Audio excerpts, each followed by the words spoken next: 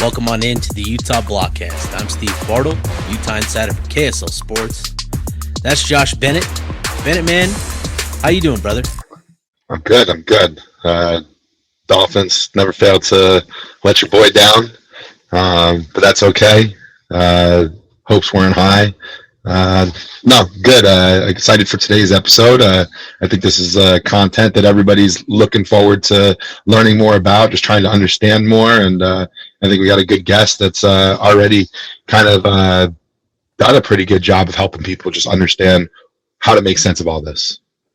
Yeah, and obviously what you're referring to, it's been a week since Utah sent shockwaves throughout the college sports community when they announced that they became the first college athletic department to accept private equity money, a deal that President Taylor Randall shared could infuse Utah athletics with as much as $500 million in capital. So to go more in depth and kind of talk us through some of the intricacies and maybe some of the language and all of that, I think we've got a pretty good guest here to walk us through sort of what to make of all of this, right? Because there's a lot that this could potentially impact. And so we've got a special guest, Alex Baker.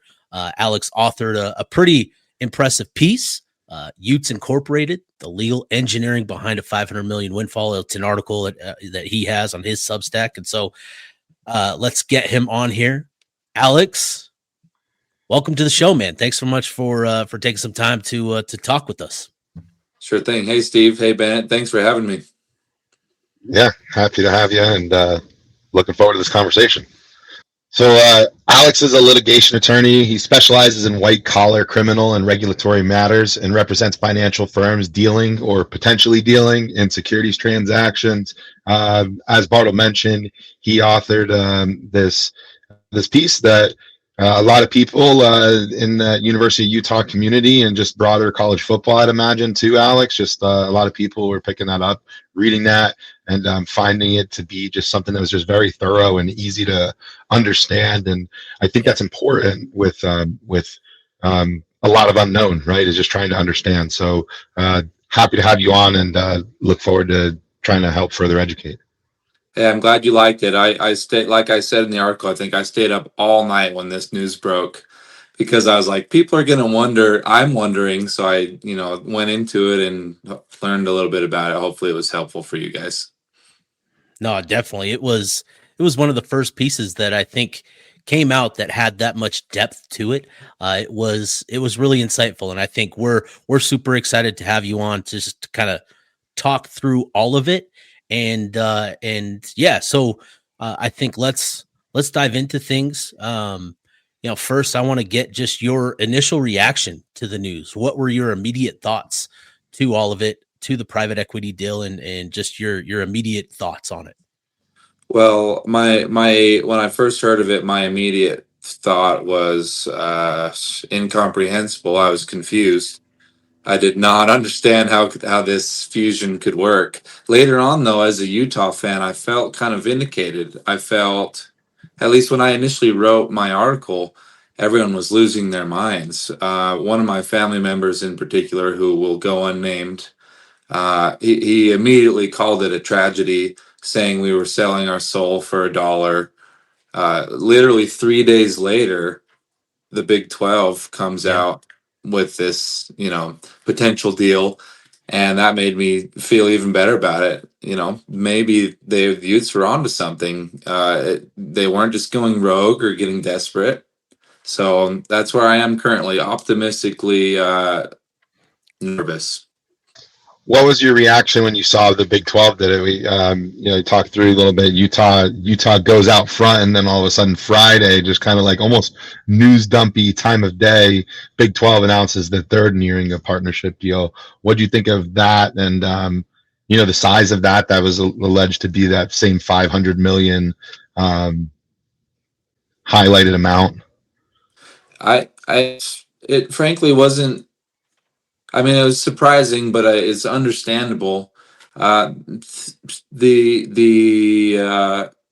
non-blue bloods, including the non-blue blood conferences, are going to have to do something, and it just makes sense that they're looking for a, not that they need a live draft immediately, but they're inflating a live draft to stay afloat. And so I guess let's dive into this, right? I think there's a lot to get to here with this, right? Is obviously the impact beyond just Utah. We've already seen, like you mentioned, and talking about the Big 12 announce their deal, and now you're starting to hear, that other programs might soon explore private equity and what that could lead to. So, would love to dive into sort of all of this. And I think for with this deal, I think for Utah, right? My initial reaction with all this, I think this is a much bigger deal than keeping a football or basketball roster, competitive, right? Keeping it I financed agree. now. And I think, I know that there's a belief up on the hill that, certain people of power have at Utah, that eventually football and men's basketball will soon be modeled like a professional sports organization. How many times, have we heard Kyle talk about the super leagues and, eventually this turning into a super league type of thing? And I think that's sort of hinting at the professional model. So I'd be curious, just your thoughts on what this means specifically for Utah. Like, is this more than just, rev share and all that? Just, I guess, just your thoughts on what it could mean for Utah. You know, I think it's important for Utah. We're speaking about the athletic program. So I think it's Yeah. important for them to be able to keep up. Utah's play on the field is for my lifetime has been great. It keeps up with a lot of the powerhouse, traditionally blue blood programs.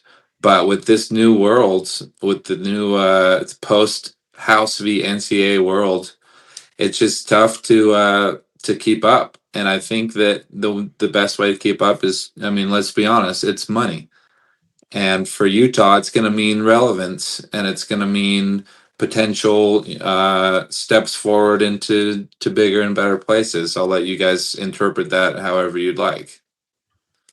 Would you do a quick highlight, like explain like on five kind of version of the House v NCAA settlement and how that kind of forced some hands that you're starting to see play out now, particularly with the University of Utah? Yes, and I definitely think that was the catalyst for all of this, for the private equity, for universities considering private equity. Obviously, it brought in the world of NIL, but there were three really big things that I note that the House versus NCAA settlement brought. First, you have these what are called back damages. So there's all these athletes that did not get NIL money that supposedly deserved NIL money. So schools owe collectively something like, it's billions of dollars. I want to say $3 billion in back damages. That's basically a new mortgage payment that every university has to make for 10 years. That's a big deal.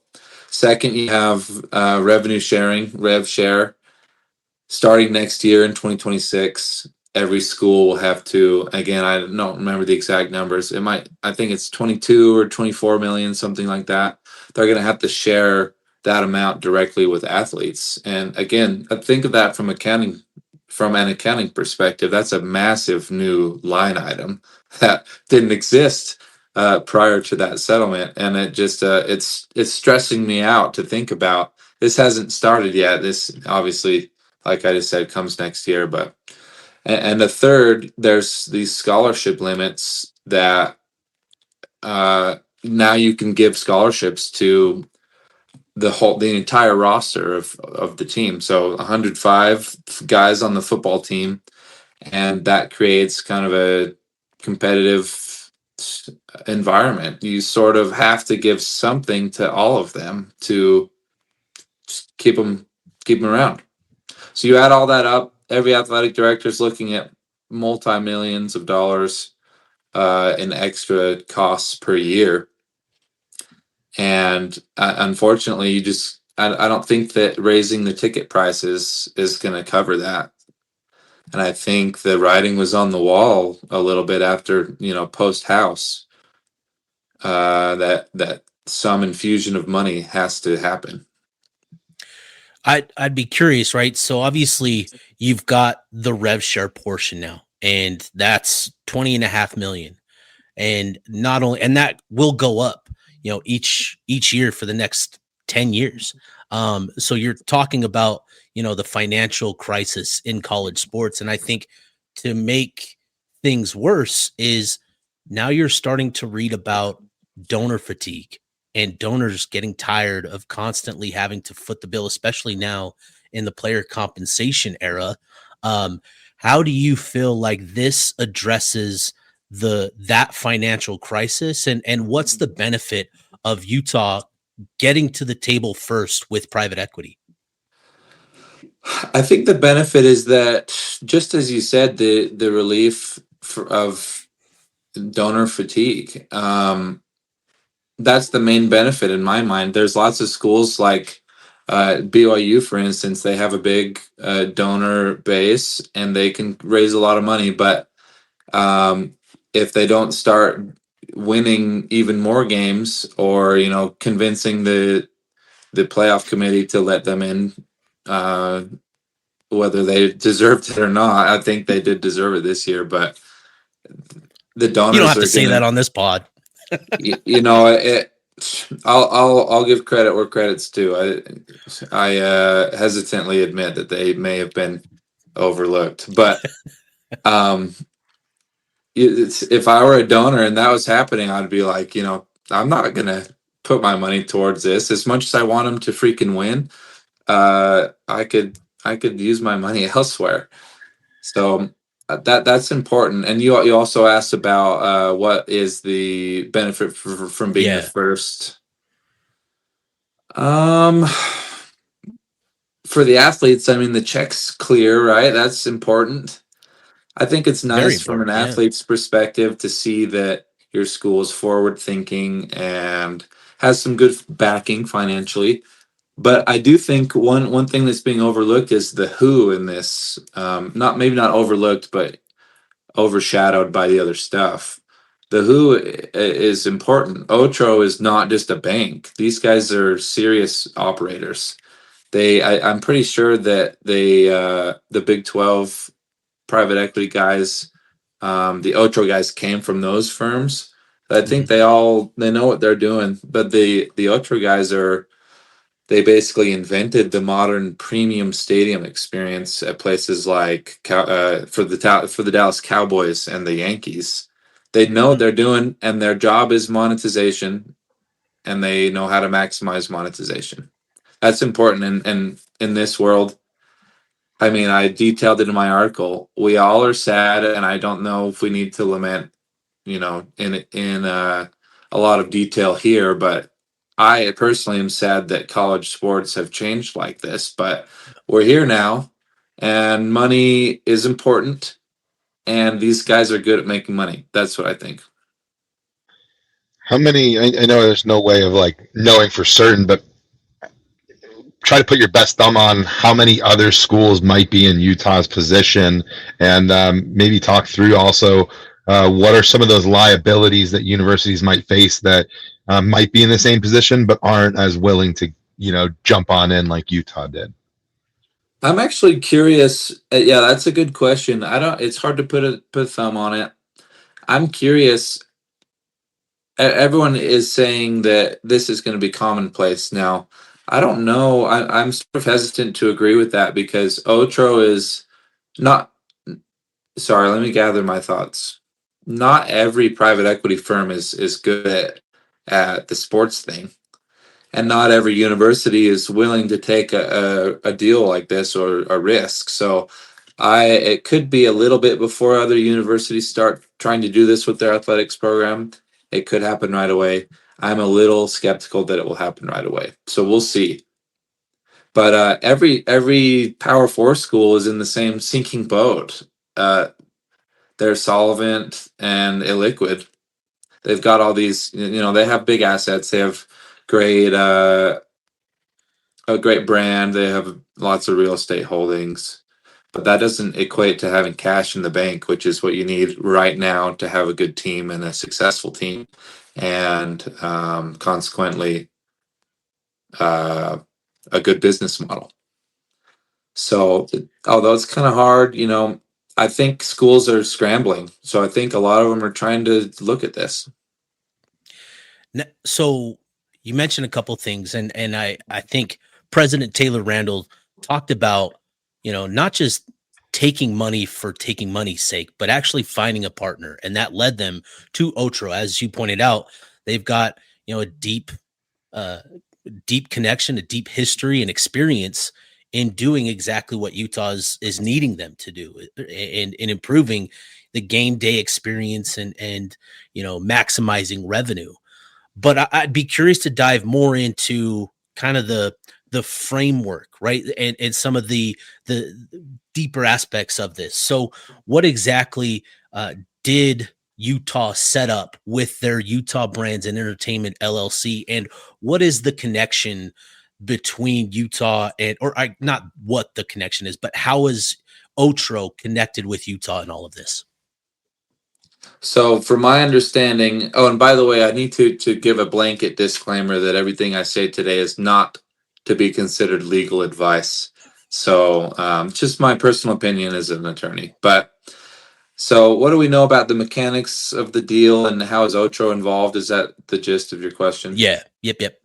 So I thought it was pretty clever how they structured this. It's obviously hard for a public university to enter into a private equity deal because we've never seen it before. Um, it looks to me like Utah had a dormant nonprofit 501c3 just kind of sitting on the shelf there. They dusted it off. They created Utah Brands and Entertainment, and they are co-owning that with Otro. From what I understand, Otro has a significant but minority stake. So they will be able to be at the table. And I think Utah did a good job at structuring their board. If I remember right, it's like there's four, let me see 4, here. 2, and 1. 4, 2, and 1. So I kind of detailed some problems that can arise if they're not careful with that. But Otro is there. They're going to be participating in the decision-making process. But what they're focused on is the business of it all. And this setup is clever because it kind of keeps the business of the sports separate from the academics, which helps with tax stuff and liability. But I think more importantly, Otro is going to come in and operate like a business. They, like we've said previously tonight, they are a business. They operate like a business. They know how to make money. They know how to maximize profits. And it's going to be a tricky line for them because the fan experience is obviously correlated with the money that fans are willing to spend. So there's a tricky line there that I'm sure Otro has thought a lot about and has been successful in the past. So that's how I see that they're involved. What just talk about how this deal affects like things down from the athlete's perspective, the administration, and then just the overall future of University of Utah. This arrangement, what does it mean to the different parties, both now and going forward? Let's assume all goes well with the deal. There's obviously huge risks, but I think that our fan base is going to appreciate the increase because it will make our team better. Frankly, when I say increase, I mean increase in revenue. They're going to come in, teach Utah how to run the sports business, bring in premium experiences, which is good for fans, and that affects the athletes as well. Better fan experiences, more enthusiastic fans. And I think I mentioned it before, but the athletes are going to really appreciate that Utah is taking the money seriously and the future of the program seriously. Utah is just not, it's not Los Angeles, it's not New York, it's not a big city, not a big state, excuse me. So I think that the backing shows that they're serious about the program. And as for the administration, I think you mentioned what's that mean for the administration? I think it's going to be just different types of stress when you compare to what they were feeling before. It's more. It's kind of apparent. It'll be more business-esque stresses compared to whatever they were feeling before. Alex, I'd be curious just to kind of we'll ask this final one on Otro and then keep moving it forward here. But what exactly did Utah sell to Otro Capital, and what does the LLC provide Utah in terms of the risks, and what are some of the risks with this setup? So here's how I think of it. Utah sold their. Let's just suppose that you took. Let me see here. Let me see. Think of how to phrase this. So Utah didn't. It's complicated. Yeah, they did not sell the team. I Right. refute that. Everyone should understand that. Oh, and by the way, in my article, the title included the word windfall. And I saw that a particular member of a certain fan base thought that I was dumb for using that word. I know it's not a windfall. I titled it kind of like a clickbait title, so people would be like, "Oh, what's that?" and they come to it. Yeah. I was trying to think ahead. And here I am talking with some really knowledgeable guys. So, but they're not selling the team. I sort of imagine it like I have a house. I need some cash to renovate my kitchen. I don't sell my entire house. I'm going to go to my garage. I'm going to open up a mechanics shop out of my garage. And I'm going to go to Steve and say, Steve, can I sell you 20% of what I make in the future in exchange for maybe some money to remodel my kitchen? That might not be like a perfect comparison. That's how I pictured it in my head. Utah took their money-making assets from the football program, from the athletic program, which is ticket sales, sponsorships, media rights. I think there's a list somewhere of everything. They put them into a new bucket, and they sold just a slice of that bucket. I don't know if you can slice a bucket, but you get the picture. Mm-hmm, mm-hmm. So they're basically taking a cash advance on future earnings to be able to build today. How ballsy is that by Utah? I'm a little nervous about it still. I still think about it, and it feels a little icky, not because it's improper or, wrong in any way, but it's a risk. I think the fact that we're the first movers shows that took some guts. No, definitely. I think there's certainly a great deal of risk, but I think again for Utah, there is a bigger picture vision here with this, right? I think they all kind of see the tectonic plates of college sports shifting and are anticipating what's coming next. So let's kind of step back even further and broaden the conversation to include the Big 12 and what that might mean, an influx there with the conference and what that could mean for Utah and this deal specifically. I think that my answer is similar to what you've already heard me say. Cash is the ultimate weapon. I think that everyone needs cash. Everyone needs cash to stay relevant. Winning is important. Winning trumps everything. As a football fan, a lot of people are going to look if this deal goes well in 10 years or whatever, and they could not care less about whatever happened. They will care that we made the playoffs and we made a run in the playoffs. Yes. Yeah. So that's what I think. But to answer your question about how it affects the Big 12 as a whole, that was part of your question, right? Sure. I think that will actually help conference, the problem that we've had of conference realignment. I forget what the proper way to say that is. The implosion of all what we loved and held dear. The destruction of the sport we used to know. Yeah. Yeah. But funny enough, Wall Street coming in might actually help, because now the Big 12 has this big war chest. you can't just opt out and leave to another conference. And it also will make the Big 12 be more of a predator instead of prey. They can go to the ACC and say, "Hey, unnamed team, the ACC sort of sucks.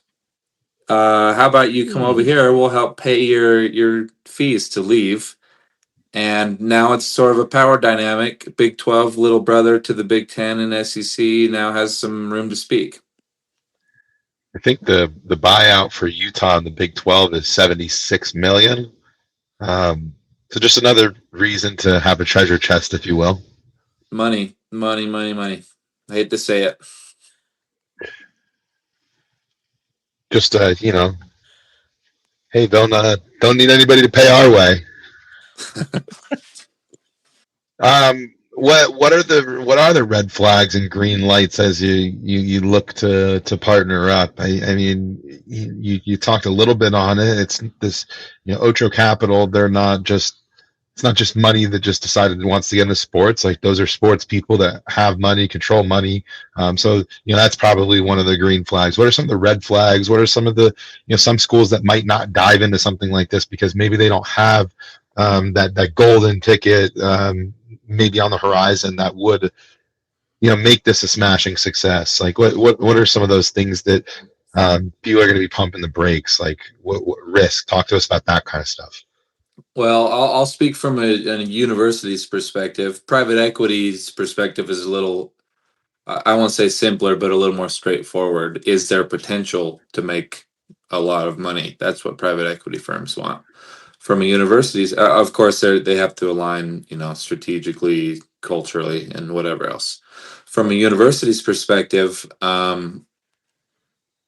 the what I call the shadow board is very concerning, and Utah did a good job at getting around or mitigating this problem. But that basically will, the question is, will Ocho start meddling in areas that contractually they are not allowed to do, but they have the money, so maybe they will do.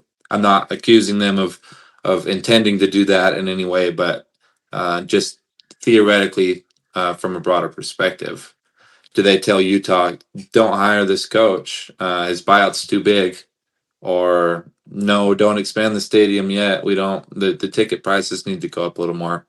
That'll be a vote in the board, but you don't want minority control, unofficial minority control. So that's one. Other ones are like, there's this, a doomsday potential legislation coming down the line that is really scary.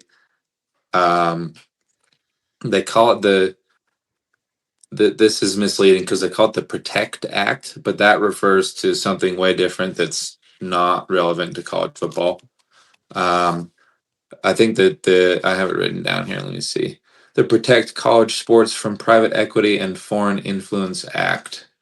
So that's another worry. I can go into a little more detail in that if you'd like. Maybe the scariest thing for me now that I've thought about it is Title IX. Let's talk about that a little bit. Some of the roadblocks, the red tape, the things that could rip the rug out from under everyone before it ever gets started. Okay, so the one of the scarier, I mean, I outlined sort of two that are scary. The the proposed legislation, which is HR 5693, that essentially bans private equity from doing anything like this. The scariest part is that there's a provision in there that says you have to wind this down. And that becomes very complicated if we've already inked a $500 million contract and remodeled dry cycles for $200 million. So what happens there? I don't know. I'm not thinking about it too much. If it happens, it'll be interesting. I will give the lawyers some credit, probably. I mean, I haven't read anything, but I imagine that they've looked at this. If some, crummy little Salt Lake based attorney could figured out that this is potentially a problem, I'm sure they thought extensively about it. But that's one problem that I foresee, and then another one is Title IX, and I really it's going to be tough to. I think Steve mentioned it earlier, but it could the solution might be that we have a pretty much a pro sports team licensed by the University of Utah. I don't know. I have some ideas, and I encourage the university to give me a call and we can spitball these ideas. But yeah, it's going to be tough. It's going to be a weird dynamic. On one hand, you have federal legislation saying that you need to use treat men's and women's sports with equity. And on the contractual side of this PE deal, you have the private equity firm saying, "Make us the most money," which it's not a secret. It's the football team that makes the most money. So it's a weird, it's a weird thing that's happening that it's going to be interesting. I'm sure they've thought through, and they have these high powered attorneys that probably have super clever ideas on how to fix it. But I don't know yet. Can you go ahead, Arnold? I was just gonna say, what about it specifically makes it tough from the player perspective? I shouldn't say from the player perspective, but in regards to the players, what is it? Does this mean that this is eventually going to have to get to collective bargaining where we acknowledge that student athletes are now employees? Like, is that the biggest roadblock in all of this? It could get that far. It's hard to speculate, but the fiduciary duty to pay or for the investor to pour money into football, which is the moneymaker, just really butts heads with the federal duty of Title IX. So, do I see as do I think that one day universities will consider students employees? Certainly, the deal that is being created between Otro and the University of Utah is attempting to preserve the student athlete status as students. I say that because I've seen language where they say student athletes, and that's the entirety of my conclusion. So take that as you will. But I think the line was blurred when the House v NCAA settlement came down. Honestly, we still want them to be students. I know in my heart I want them to be students, and I want what's best for them. But they make more money than me now, so maybe they are employees. Maybe they, I'm not really sure. Litigation, unfortunately, always helps with this type of question. So we may see a lawsuit, and it may define a lot of things for us. For those that might not follow super closely, can you give like a high level overview of Title IX and how that plays into this, just to summarize some, to simplify some of what we just talked through at a deeper level? Definitely. So Title IX is legislation from the 70s, some 72 or 73, and it prohibits sex-based discrimination.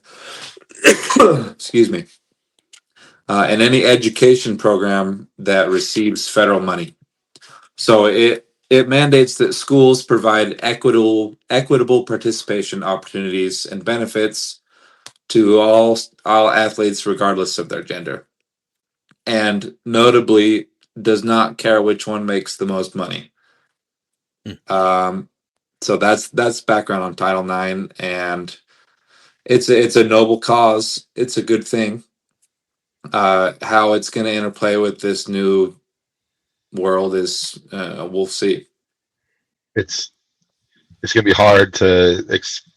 You got the quarterback making 7 figures versus an entire department that operates off of maybe that same budget. It's preaching to the choir. So I guess with Title IX, is it hindering rev share or impacting rev share? Like, where is Title IX right now? Like you just mentioned, you've got quarterbacks making 7 figures. I don't know of any women's sport athletes that are making seven figures in college athletics. Where's Title IX right now?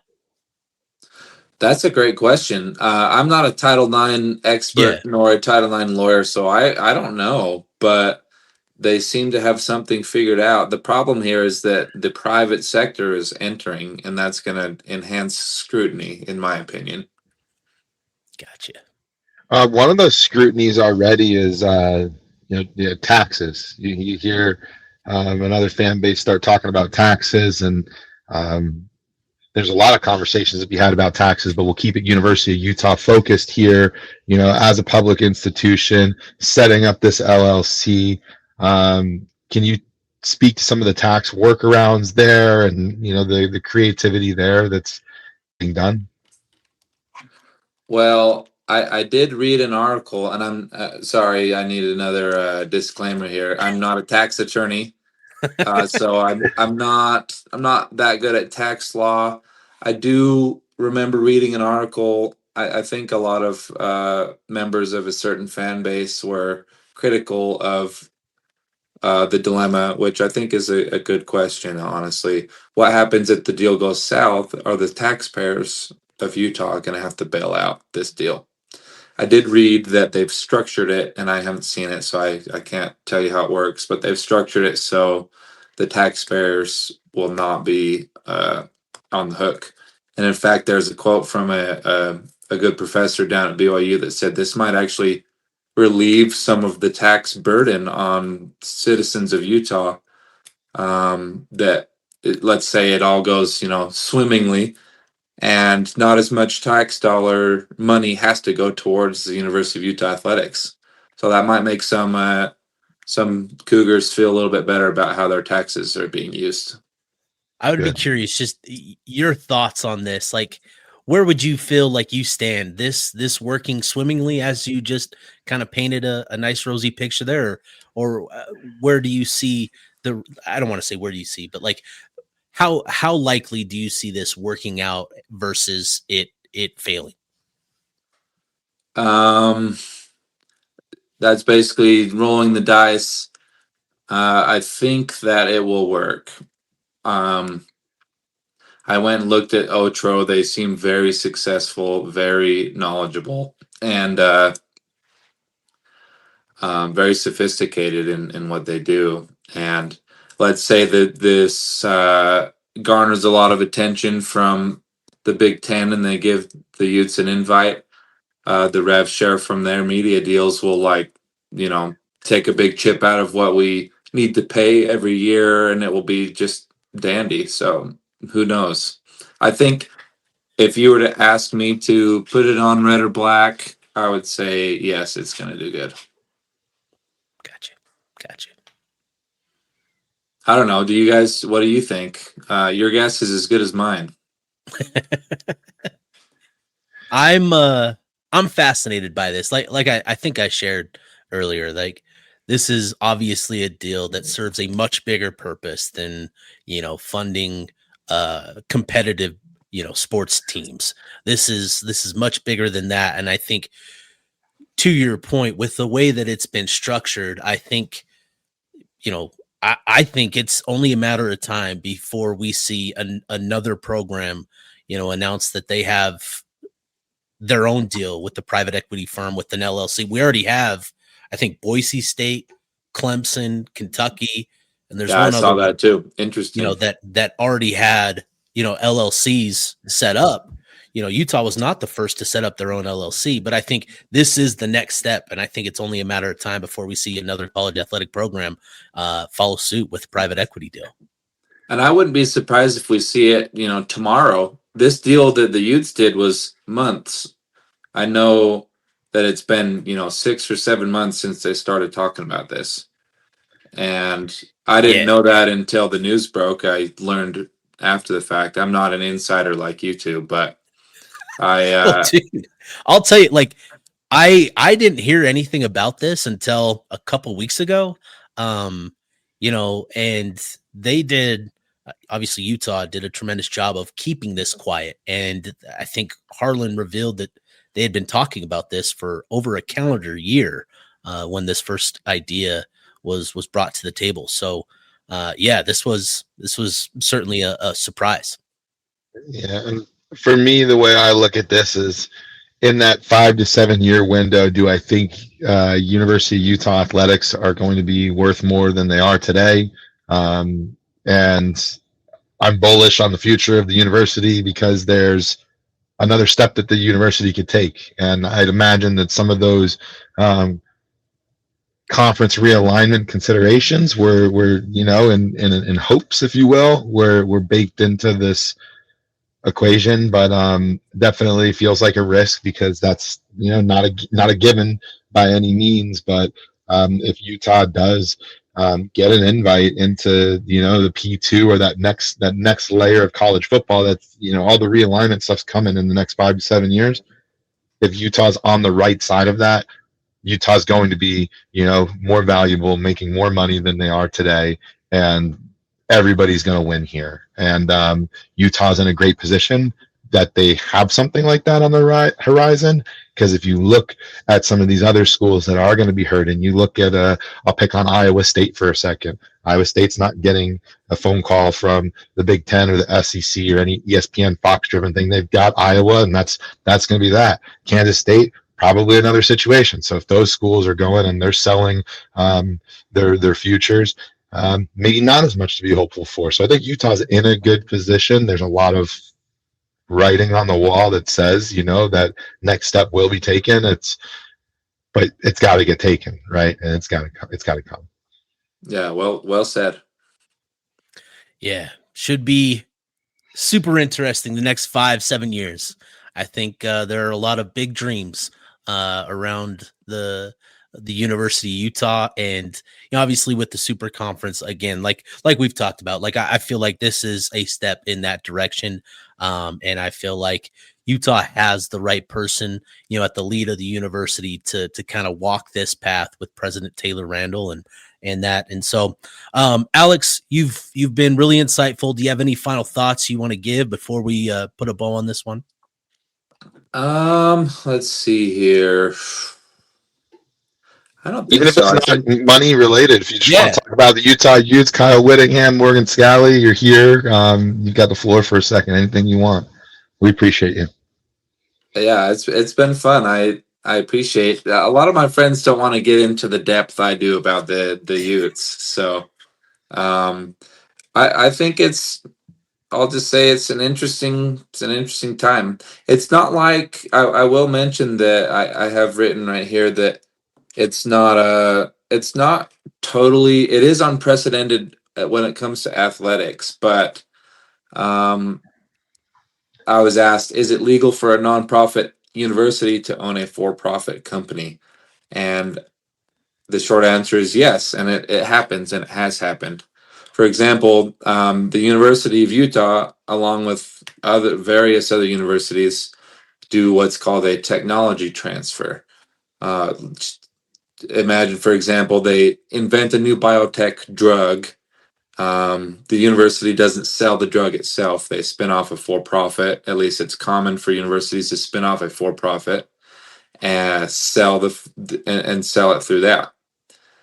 And this is actually explicitly legislated for in a law called, I'm going to mispronounce it, but it's called the Bayh-Dole Act. So this law is essentially saying universities can come up with some cool stuff or make some money, and they can have a for-profit. One example is Arizona State has a for-profit venture called, let's see, InStride, which is they partnered with a private equity firm, from what I understand, to sell education to corporations. So they have like this online portal or whatever. So legally, yes, this has happened before. However, not with an athletic program and not garnering such attention. So if it's already been done, like, Utah's got to feel good about that fact, right? They do. I think they feel good. And that's a different ballpark, right? Sure.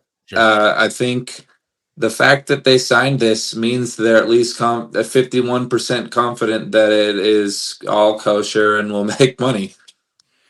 Yeah, I think that's a big one, and I'm sure Otro has their reason to, come to Utah for the very first private equity deal. I know I asked for your final thoughts. I'll ask you this: Kyle Whittingham called it a career, stepping down as the head coach. Favorite memories of Kyle Whittingham? So that Alabama game was awesome. I was in undergrad at the U, and it's hard to top.